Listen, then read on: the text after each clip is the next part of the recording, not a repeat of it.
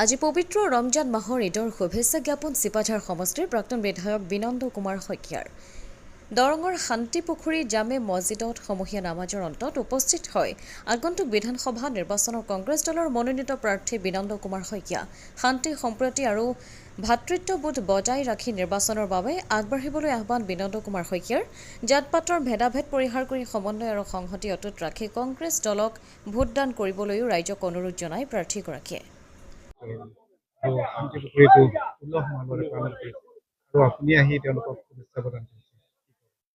আজি সঁচাকে অতি এটা পবিত্ৰ দিন।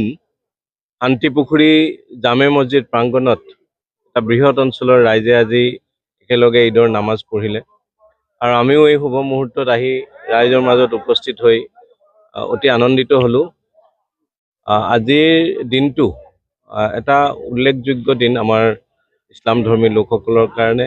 এমাহ ৰোজা পালন কৰাৰ পিছত আজিৰ দিনটোত সকলোৱে মিলিত হয়, সকলোৱে ভাৱৰ আদান প্ৰদান কৰে আৰু এই যিটো আমাৰ সমাজৰ ভাতৃত্ববোধ সমন্বয়, এইটো আজিৰ দিনটো এটা বিশেষ তাৎপৰ্য বহন কৰে। আমি সকলোৱে ঈদত ইঘৰে সিঘৰলৈ যাওঁ, আমি ইছলাম ধৰ্মী লোকসকলৰ ঘৰলৈও আজিৰ দিনটোত আমি এপাক মাৰোঁ আৰু এইটোৱে আমাৰ এটা পৰম্পৰা, দীৰ্ঘদিনৰ পৰা আমাৰ সমাজ ব্যৱস্থাত চলি আহিছে।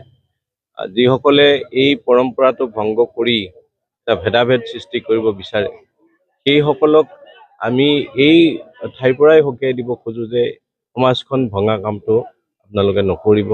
সমাজখন ভেদাভেদৰ ভাৱবিলাক নানিব, সম্প্ৰদায় ভিত্তিত ধৰ্মৰ ভিত্তিত আমাৰ সমাজখন ভাঙিবলৈ চেষ্টা নকৰিব। সেইটো আজি ইয়াৰ পৰা আমি ক'ব পাৰোঁ। দ্বিতীয় কথা হৈছে যে এই পবিত্ৰ দিনটোত এটা এনেকৈ আহি পেলাই ৰাইজে ভাল পায় আৰু আমিও সেই বাৰ্তাটোকে দিব বিচাৰোঁ যে আমি সকলোৱে একেলগে আছোঁ, আমি এটা ৰাস্তাৰে খোজকাঢ়িছোঁ, এটা দমকলৰ পানী খাইছোঁ, একেখন পথাৰত খেতি কৰিছোঁ। গতিকে আমাৰ মাজত উপাসনা পদ্ধতিটোৰ কিবা ভেদাভেদ থাকিব পাৰে, কিন্তু বাকী ভেদাভেদ আমাৰ অন্য নাই। আমি এখন দেশৰ নাগৰিক, এখন সমাজৰ আমি বাসিন্দা, গতিকে আমি সকলো মিলিজুলি থাকিব লাগে। মই সেই বাৰ্তা লৈ ইয়ালৈকে আহিছোঁ। মংগলদৈৰ পৰা জয়দেৱ ডেকাৰ ৰিপৰ্ট, অমৃত নিউজ 24/7।